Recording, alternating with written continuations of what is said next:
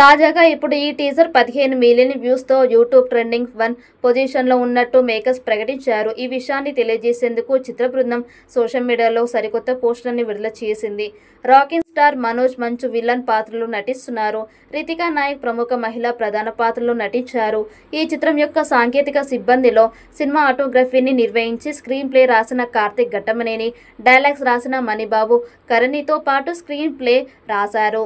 గోబ్రా హరి సంగీతాన్ని అందిస్తుండగా శ్రీ నాగేంద్ర తంగాల ఈ చిత్రానికి ఆర్ట్ డైరెక్టర్. ఈ చిత్రం సెప్టెంబర్ 5న 2D మరియు 3D ఫార్మాట్లో 8 వేర్వేరు భాషల్లో ప్రపంచవ్యాప్తంగా గొప్ప విడుదల కానుంది. జరగబోయేది మారణ హోమం శిథిలం కాబోతోంది. అశోకుడి ఆశయం కలియుగంలో పుట్టిన ఏ శక్తి దీన్ని ఆపలేదు అనే డైలాగ్స్ బాగున్నాయి.